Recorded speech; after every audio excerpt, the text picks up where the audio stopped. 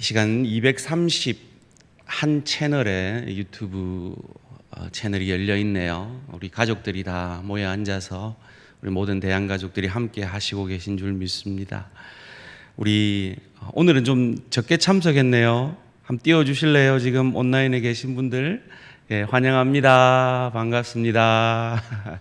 여기 본당에서도 손을 흔들고 있습니다. 우리 성도님들이 얼마나 보고 싶으면 보자마자 그냥 손이 그냥 자동으로 올라가고 있습니다. 참 감사한 일이고, 우리가 떨어져 있지만 다니엘이 어쩔 수 없이 포로 잡혀가 있는 그 상황 속에서 간절히 성전을 사모하여 성전을 향하여 날마다 기도했던 그 간절한 심정으로 우리 모든 지체들이 지금 이 온라인에 앉아 계신 줄 믿습니다. 오늘 제목을 한번 같이 가정에서 함께 읽겠습니다. 제목을 같이 읽겠습니다. 시작. 살인에 대한 여러 성경적 이슈들.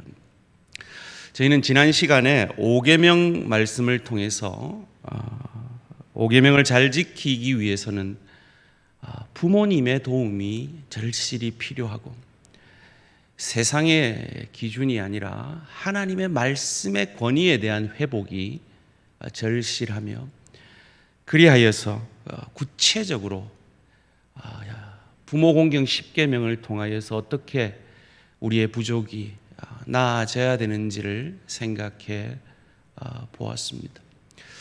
저는 그 중에 4계명이 부모를 뛰어넘는 신앙과 실력의 사람이 되는 것이 부모 공경에 가장, 우리 부모님들이 가장 바라는 것이 아닐까 하는 생각이 듭니다. 그런 의미에서 지난주에 참 가슴 아픈 간증을 들었고, 또 우리 성도님의 허락하에 그 간증을 소개하고자 합니다. 오랜 공직 생활을 했던 우리 교직 생활을 했던 우리 성도님이 자녀를 양육할 때, 특별히 큰 딸을 양육할 때, 본인이 교직에 있다 보니까 이 학업의 그 절실함을 더 잘 알기에 주일날은 와서 예배드리지만 주중에 애들 나와서 뭐 성경 공부하라 그러고 수련회 가라 그러고 이런 것들은 오히려 자기가 앞서서 맡고, 심지어는 교육자들하고 이렇게 말다툼까지 했다라는 말씀을 하시면서 참 그게 너무 후회스럽다. 대학 가서 열심히 신앙생활 하면 되지 않느냐고. 중고등부 때는 열심히 공부해서 우리가 판사도 되고 의사도 되고 사회 곳곳에서 가서 소금과 빛으로 서야 되지 않느냐고 자기의 주장을 했지만, 그 기대에 맞게 그 따님이 의사는 됐지만 신앙은 잃어버렸다. 너무 후회가 된다. 그런 간증을 들었습니다. 아마 이 간증을 저를 통해 지금 자녀를 양육하고 계시는 부모님들께 그분이 자신의 아픔을 가지고 들려주고 싶은 말씀이셨다라는 생각이 들어서 오늘 잠시 말씀을 나누어 보았습니다. 그렇습니다. 우리는 다 그렇게 부족한 부모입니다. 그러기에 나무에 달리신 그 십자가 예수의 그 십자가 공로 아니면 우리는 죽어 마땅한 부족한 죄인들입니다. 6계명 앞에서도 마찬가지입니다. 살인하지 말라. 여러분, 살인하지 말라는 이 명령 앞에 당당하십니까? 예, 그럼요. 당당하지요. 제가 누구를 죽여봤어야 말이죠. 20세기를 대량 학살의 문을 연 시기다라는 역사학자들의 평가가 있습니다. 스탈린, 히틀러, 마오쩌둥, 일제의 그 악랄한 탄압, 그런 나쁜 인간들 때문에 인류가 20세기에 무려 1억 7,500만 명이 살인을 당했습니다.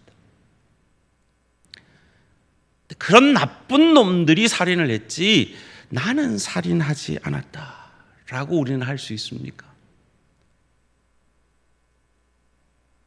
십계명을 문자적으로만 해석할 수 있다면 그럴 수 있죠. 그러나 우리가 지금까지 생각해 보듯이 십계명은 문자적인 것뿐만 아니라 하나님 사랑, 이웃 사랑의 이 정신법적으로 예수님께서 이 십계명을 확대하고 강화해서 해석했던 것처럼 우리도 그 예수님의 본을 따라 이 십계명을 확대하고 강화하여 예수님이 말씀하신 대로 살아내신 것처럼 저희도 그렇게 살아내어야 그때야 비로소 이 말씀 앞에 당당할 수가 있는 것이죠. 계속해서 말씀드립니다. 십계명은 명령일 뿐만 아니라 약속입니다.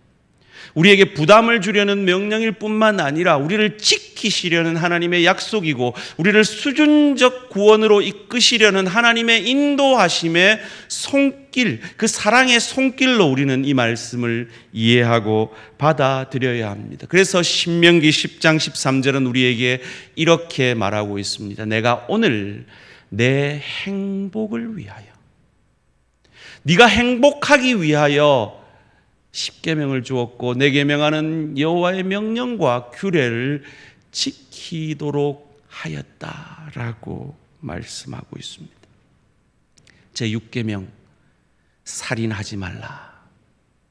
우리는 이 명령 앞에 1차적으로 하나님이 얼마나 생명을 소중히 여기시는가 하는 것을 가슴에 새겨야겠습니다.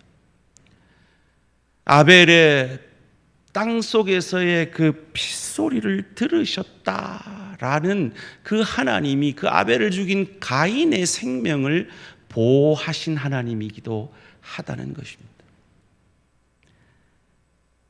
사형을 허락했지만, 전쟁을 허락했지만 또한 생명은 자기에게 속해 있다라고 말씀하시는 분이 우리 하나님 아버지이십니다. 우리가 타는 자동차에는 13,000개 정도의 부품이 들어간대요. 그리고 우주왕복선에는 500만 개의 부속품이 들어가는데 우리 인간의 몸을 구성하는 세포는 무려 70조로 구성되어 있다고 합니다. 하나님이 얼마나 소중히 여기는 것이 우리 인간의 생명인지를 잘 보여주는 것입니다. 그런데 우리가 사랑하는 이 조국 대한민국이 낙태율이 세계 1위랍니다. 교통사고 사망률이 세계 1위고 자살률이 세계 1위라고 합니다. 오늘도 37.5명의 사람이 스스로 자기의 목숨을 끊고 있는 나라가 우리 조국 대한민국입니다. 그래서 우리는 이 6계명 앞에 나는 살인 안 했어 라고 그냥 넘어갈 수 없다는 것입니다. 살인할 수 없기 때문에 군대를 갈 수 없다는 그 문제,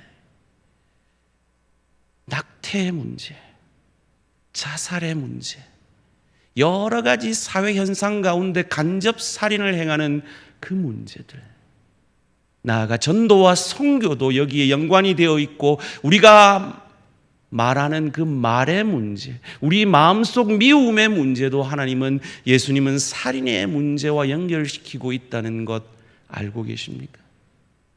그 예수님이 이 십계명을 확대하고 강화해서 해석하셨듯이 우리도 오늘 그 말씀을 확대하고 강화해서 생각해 보기를 원합니다. 첫째로 양심적 병역 거부의 문제입니다. 여호와의 증인들이 6계명을 근거로 해서 군대를 거부했고 감옥에 갔던 그들이 이제는 대체 복무를 할 수 있는 길이 열렸습니다.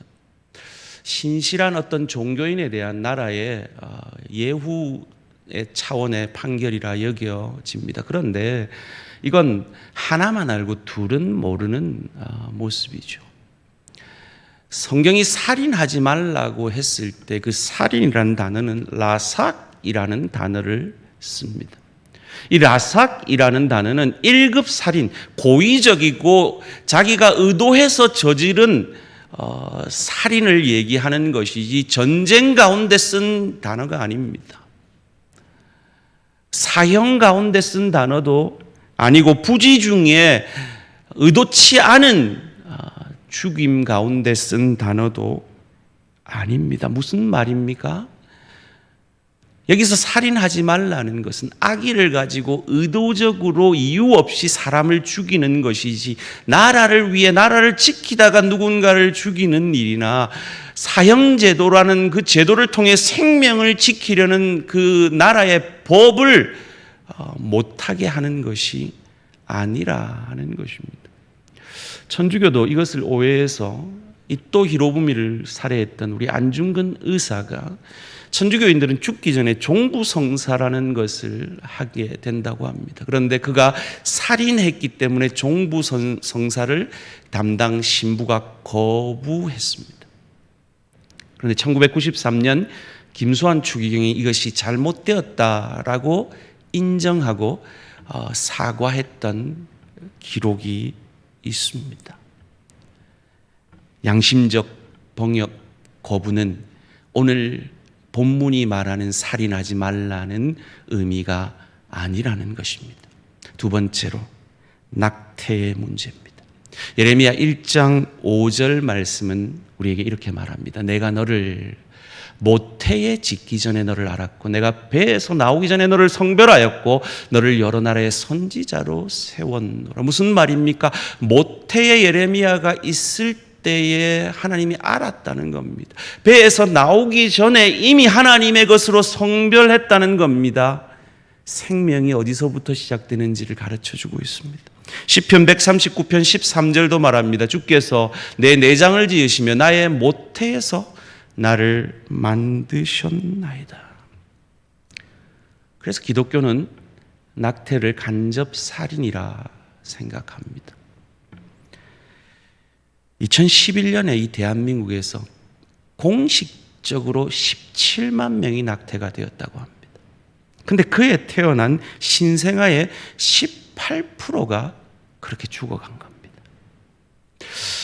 기록에 잡히지 않은 불법 시술까지 생각하면 아마 그 수는 몇 배가 되지 않을까 예상해 봅니다. 여러분, 이런 얘기 들어보셨죠?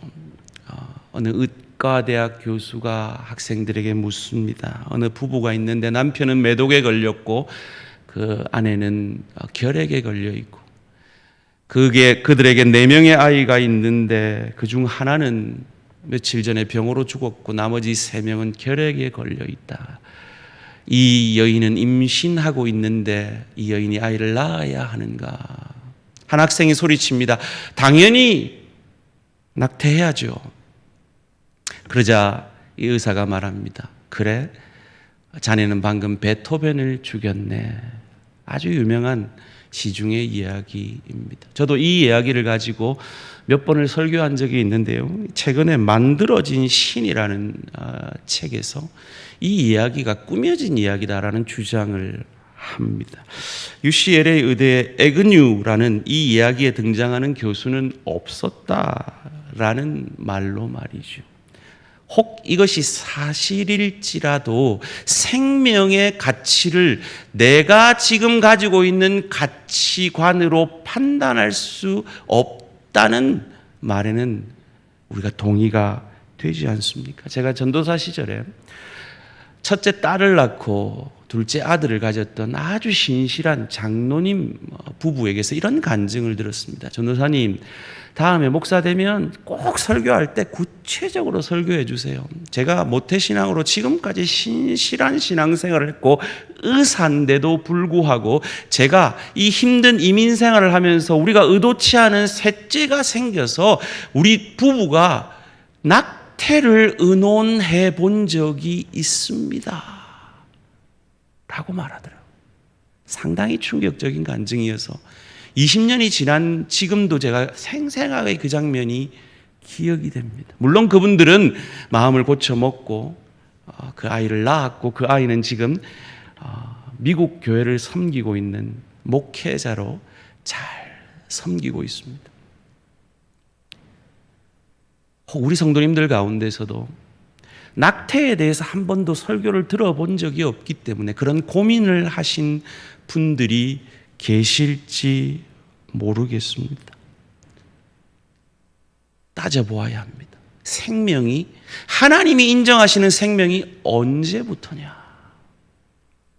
물론 의술적으로 반드시 낙태가 필요한 불가피한 상황이 있다는 것 인정합니다.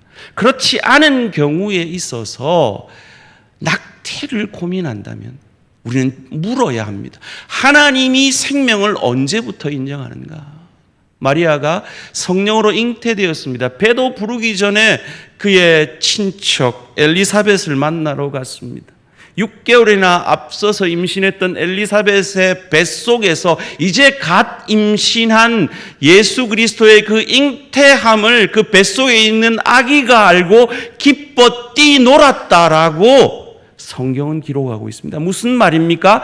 잉태되면서부터 그것은 생명이라는, 하나님이 인정하시는, 하나님이 알고 계시는 생명이라는 것입니다. 많은 사람들이 얘기합니다. 낙태를 개인의 어떤 선택의 문제다라고 말합니다. 과연 그럴까요? 여러분, 저희 아내가 심각하게 약사를 미국에서 그만둘 걸 고민한 적이 있습니다. 미국 법이 약사가 낙태약을 처방해 달라고 처방전을 가지고 온 그 손님에게 그것을 거부할 수 없는 법을 미국이 만들려고 했기 때문입니다. 나는 만들어줄 수 없다는데 그것을 거부할 수 없는 것을 법으로 만들려고 하는 것이 이 시대입니다. 크리스찬 의사들이 이 낙태 문제로 인해서 전과하고자 하는 유혹을 받는 시대가 이 시대입니다. 이것이 개인적인 문제가 아닙니다. 사회 문제예요. 기독교가 함께 주목하고 함께 눈을 똑바로 뜨고 함께 힘을 모아야 하는 정치적인 문제라는 것입니다. 그러나 스캇 솔저라는 분이 쓰신 예수님처럼 친구가 되어주라라는 책에서 이렇게 말합니다. 낙태는 생명에 대한 사랑의 양면성이 있다. 무슨 말입니까? 낙태를 옹호하는 쪽에서는 산모에 대한 강조, 낙태를 반대하는 쪽에서는 태아에 대한 강조가 있는 싸움이라는 것이죠. 실제로 그렇습니다.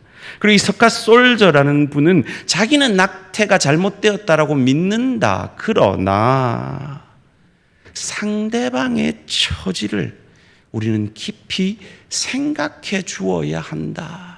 이 문제를 어떤 증오나 법적인 문제나 분노로만을 볼 것이 아니라 상대방이 가진 그 아픔에 대해서 공감하며 그리스도 예수의 마음으로 그들을 품어내야 한다는 것입니다. 무슨 말입니까? 과거에 낙태의 경험이 있는 사람들이 혹 그것으로 죄책감 가운데 아파하고 있다면 그리스도 앞에서, 하나님 앞에서 전적으로 회개하고 돌이켰을 때 그것은 동이 서에서 먼 것 같이 하나님이 다시는 기억하지 아니하는 죄인 줄 믿고 자유하시라는 겁니다. 더 이상 거기에 얽매이지 마시라는 겁니다.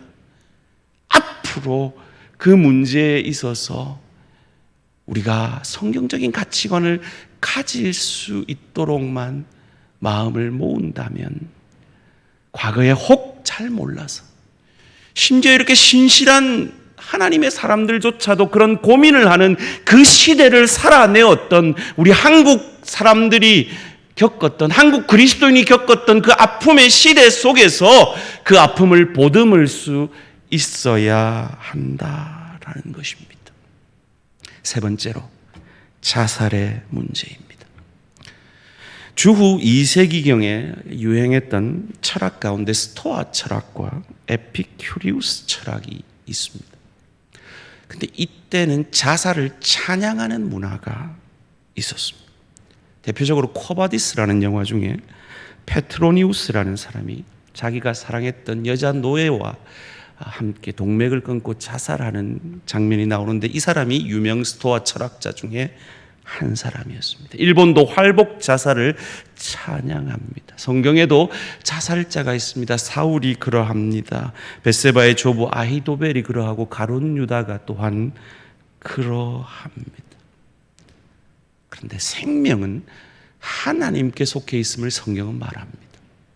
그래서 우리 한국 기독교에서는 우리는 이렇게 배웠습니다. 자살하는 사람은 지옥 간다. 저도 그렇게 철떡같이 성경에 없는 말을 믿었습니다.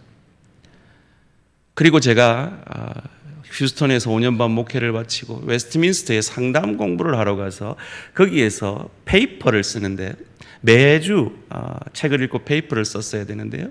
그 페이퍼에 제가 이렇게 썼습니다. 가룟 유다가 자살을 해서 천국을 가지 못했는데 왠지 왜 썼는지 지금 기억은 안 나는데 그 글은 기억이 납니다.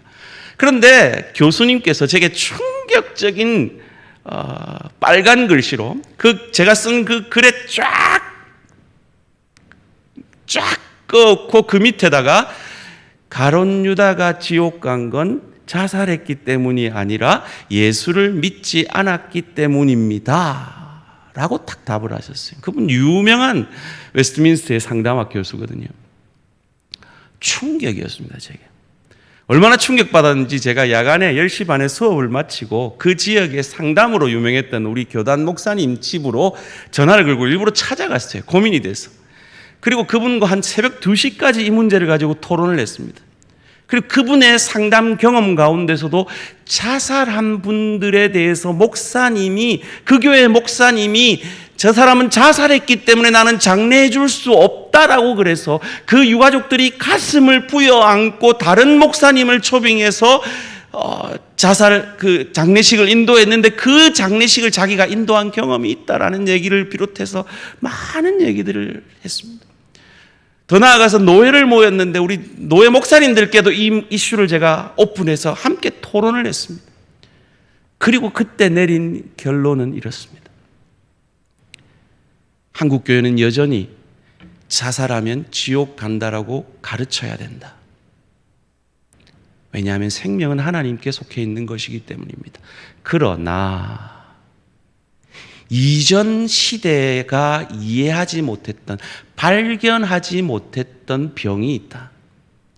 그건 바로 우울증이라는 암보다도 더 독한 병이다.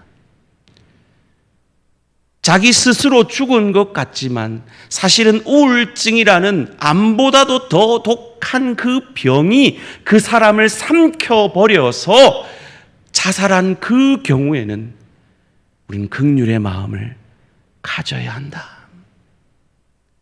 그리스도 예수께서 아실 것이다. 라는 결론을 내렸습니다. 네 번째, 여러 가지 사회 문제들이 또한 이 살인의 문제와 연관이 되어 있습니다. 오늘 시간 관계상 다 다룰 수 없지만 줄기세포 문제, 생명공학의 문제에 있어서 우리는 눈을 크게 뜨고 하나님의 창조 질서를 어기는지 눈을 크게 뜨고 살펴야 할 것입니다. 또 중요한 것이 환경 파괴 문제입니다. 분리수거 귀찮더라도 잘 하셔야 됩니다. 거북이한테 스트로 코에 꼽히는 그런 일 없도록 우리는 노력해야 합니다. 공감의 시대라는 책을 쓴 제레미 리프컨에 대한 이야기를 요즘 유명한 그 잘잘법이라는 유튜브 영상에서 다루는 것을 보았습니다. 여러분, 잘잘법 너무 좋더라고요. 자주 보시면 좋겠습니다. 1990년도에는 이분의 주장에 따르면 14%, 전 지구의 14%만이 인간이 거주하고 사용하는 땅이었다는 거예요. 그런데 2000년도에는 지구의 77%가 인간이 거주하거나 사용하는 땅으로 변했다는 겁니다. 무슨 말입니까? 인간이 사용하는 거기 누가 있었겠어요? 짐승들이 있었겠죠.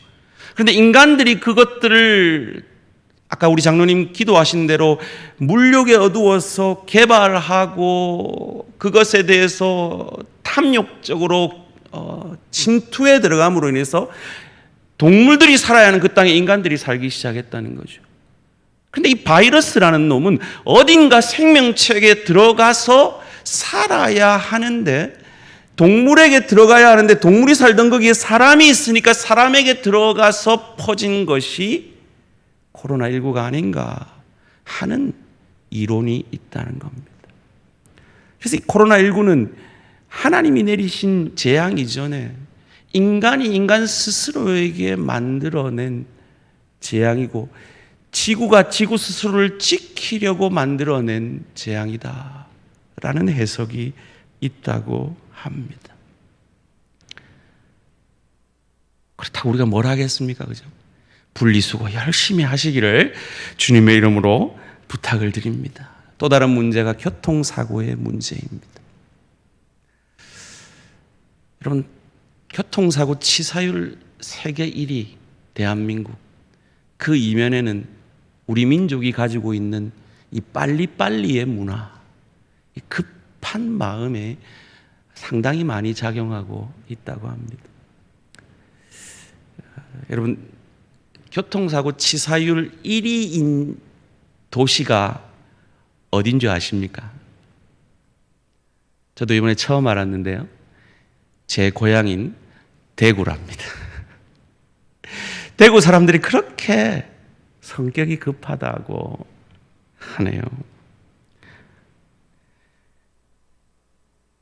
2019년에 전년 대비 11.4%가 감소했는데 3,349명이 죽었습니다.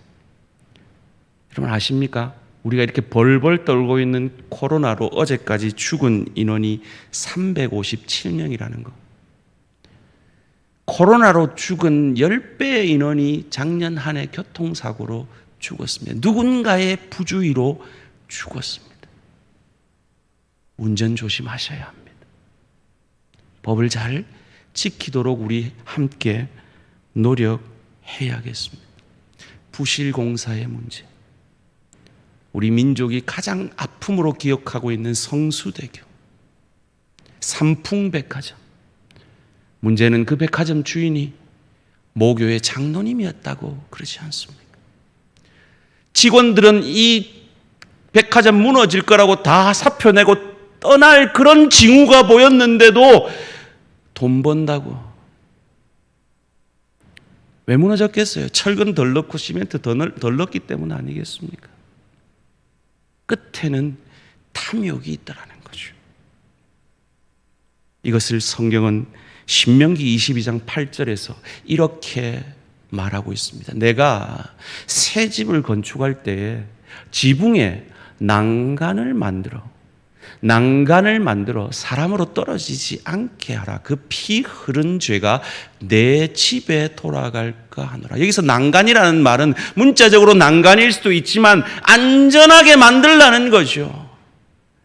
그리스도인이 만든 집은 믿을 수 있어야 합니다. 그리스도인이 만든 음식은 믿을 수 있어야 하고, 그리스도인들이 만든 제품은 믿을 수 있어야 한다는 것입니다. 그렇지 아니하면 이 살인하지 말라는 이 계명 앞에 우리는 자유할 수 없다라는 것입니다. 저와 여러분이 삶의 현장에서 설치해야 될 난간은 무엇입니까? 김구 선생은 말했습니다. 범죄를 막는 데는 3개의 경찰서보다 1개의 교회가 낫다.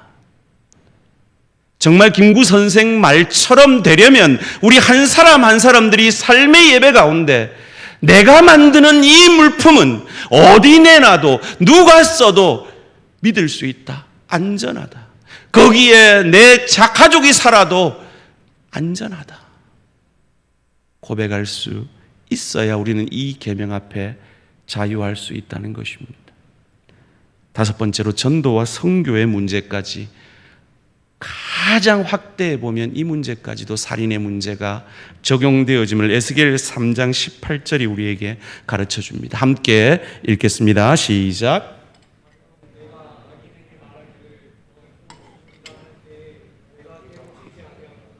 말로 악인에게 일러서 그의 악한 길을 떠나 생명을 구원하게 하지 아니하면 그 악인은 그의 죄악 중에서 죽으려니와 내가 그의 핏값을 내 손에서 찾을 것이고. 악인에게 일러서 그의 악한 길을 떠나 생명을 구원하게 하지 아니하면 그 악인은 그의 죄악 중에서 죽으려니와 내가 그의 핏값을 내 손에서 찾을 것이고. 악인을 돌이키게 하지 아니하면 그 핏값을 우리 손에서 찾겠다 말씀하십니다. 2003년 11월 13일 피지 공화국 나푸다우라는 마을에서 국무총리를 비롯한 그 마을 주민 600여 명이 함께 모여서 137년 전에 있었던 한 선교사에 대한 학살과 식인 사건에 대한 사죄하는 의식이 있었습니다. 이런 이야기입니다. 영국 감리교 선교회 파송을 받은 토마스 베이커라는 선교사님이 이 피지에 파송이 됩니다. 근데 그 피지는 원주민처럼 벌거벗고 살고 있었고 가족의 개념도 없었고 이 성에 대한 개념도 없었고 특별히 식인 전통이 있었고 부족 간의 전쟁으로 인해서 어떤 어려운 일이 있으면 그것을 미신적으로 외부인이 우리 지역에 와서 그렇다라고 공격당할 수 있는 그 위험 속에서 1844년부터 1867년까지 23년이나 그 위험 속에서 그 생명에 대한 책임으로 사역했던 그의 그 열정적인 사역으로 인해서 8명 정도가 예수를 믿게 되고 함께 했는데 어느 날 아니나 다를까 그들이 찾아와서 야구방망이 같은 몽둥이로 그의 머리를 때리고 두 발을 때립니다. 짐승을 잡을 때 하는 똑같은 행위죠. 그리고 칼로 목을 땁니다. 베이커 선교사님이 몰랐을까요? 언젠가 이런 죽음을 당하게 될지 몰랐을까요? 알았을 겁니다. 그런데 왜 이런 처참한 죽음을 당했습니까? 생명에 대한 하나님이 맡기신 책임 때문이었습니다. 우리는 어떠합니까? 내 믿지 않는 가족에 대해, 내 믿지 않는 친구와 이웃에 대해 우리는 어떤 마음을 가지고 있습니까?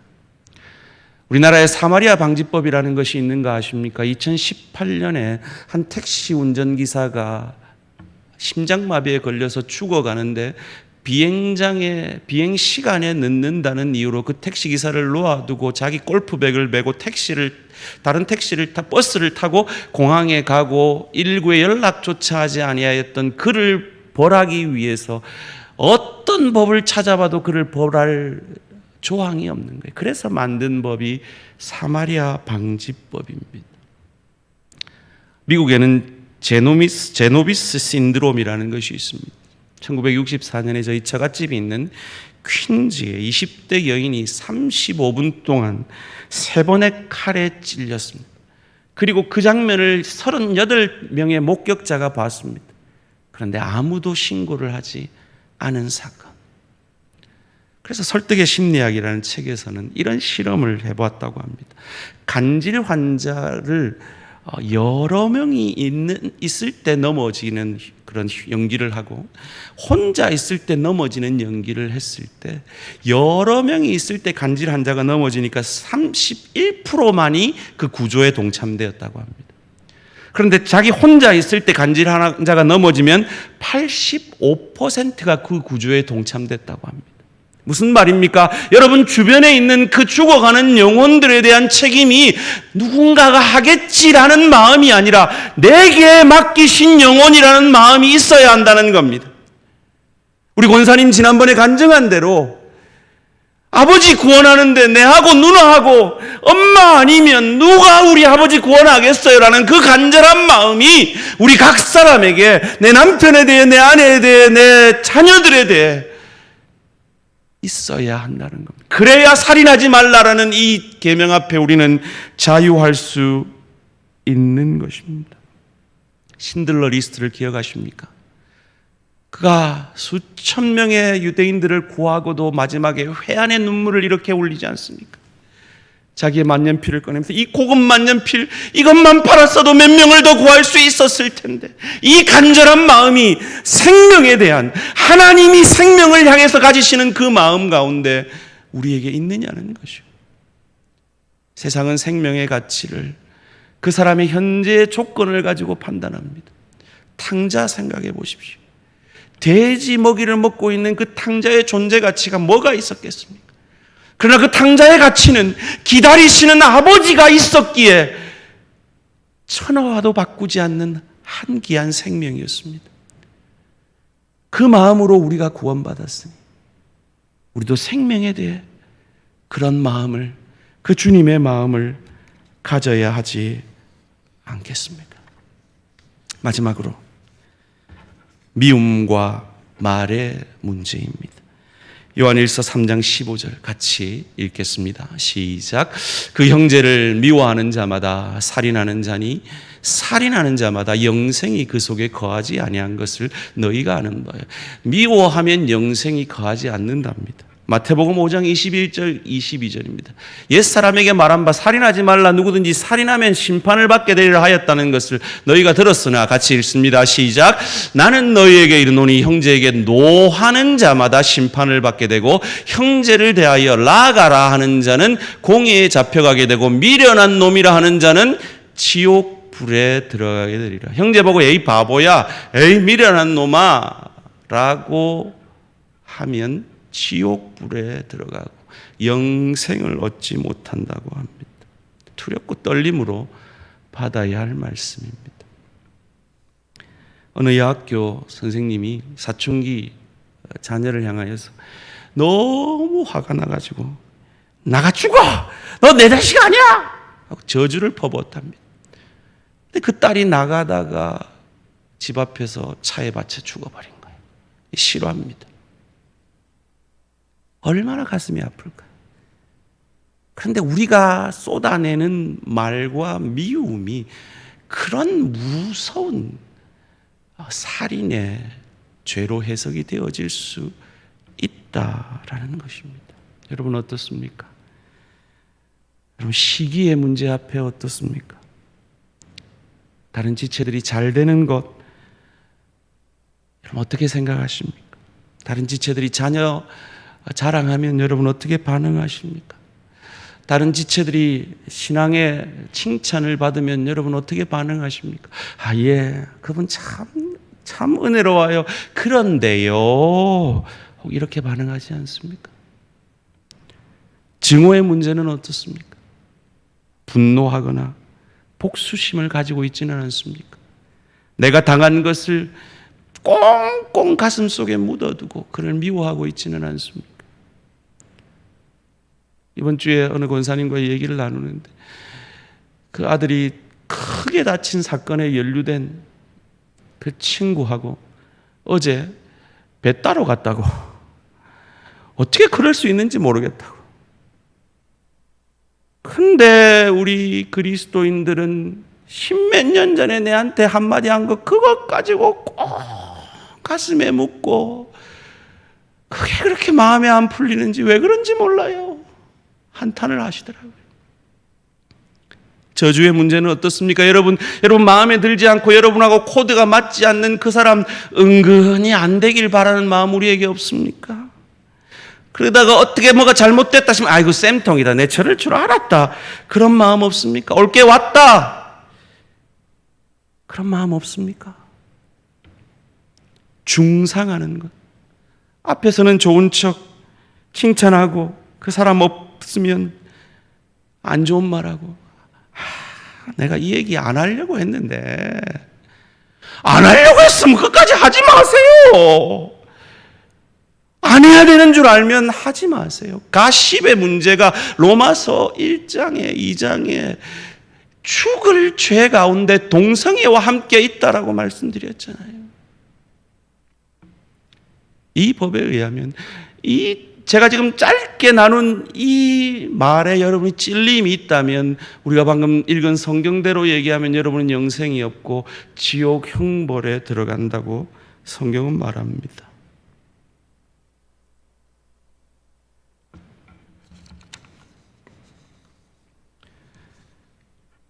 어찌해야 될까요?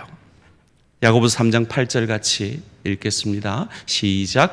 혀는 능히 길들일 사람이 없나니 쉬지 아니하는 악이요 죽이는 독이 가득한 것이라. 말로 사람을 죽일 수 있다는 겁니다. 죽이는 독이 될 수 있다는 겁니다. 요즘 혀만이 그런 게 아니라 이 손가락도 마찬가지예요. 악플 때문에 죽어가는 연예인이 얼마나 많습니까? 요즘 디지털 교도소 때문에 자살한 사람도 있다죠. 그래서 김남준 목사님, 제가 참 존경하는 목사님인데요, 이분이 칼에 묻은 피와 욕하는 입술에 묻은 침은 같다라고 말합니다. 우리가 방금 읽은 마태복음 5장 22절에 뭐라 그럽니까? 형제를 나가라 하고 미련한 놈이라 하면 지옥불에 들어가리라. 우린 다 지옥불에 들어가 마땅한 자들이에요. 그런데 사도신경에 의하면 내가 지옥불에 들어가야 되는데 누가 같다라고 얘기합니까? 여러분, 한글 번역 사도신경에는 없는 말이 영어에는 있습니다. 원문에는 있습니다. 그게 뭐냐면 He descended into hell.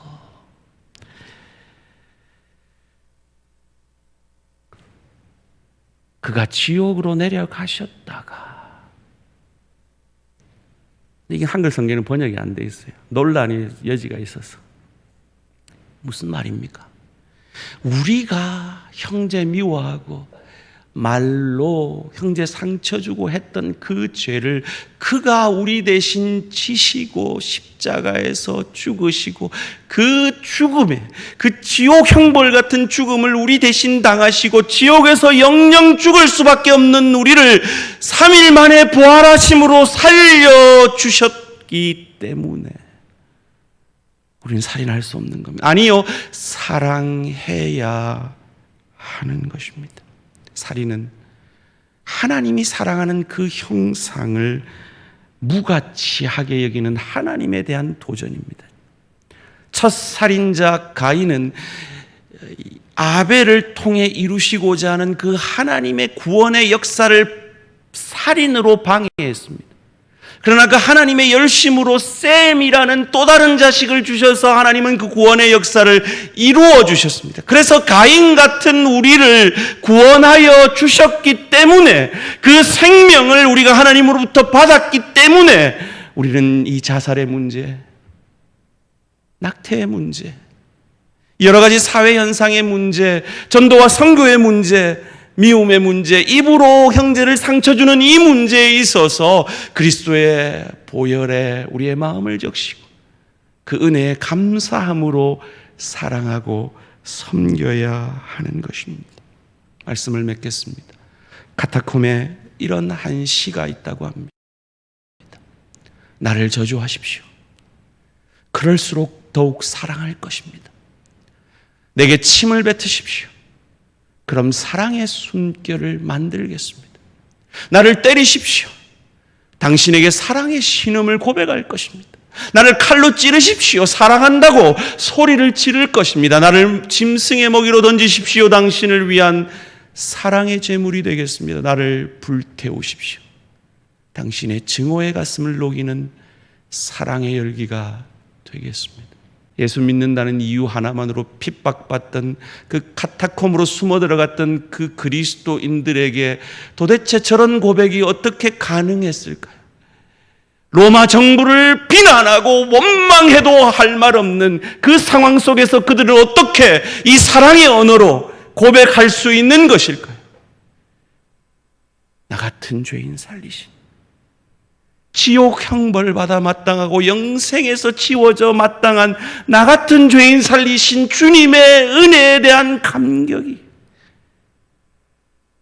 이 고백으로, 이 삶으로 그들에게 나타났던 것입니다.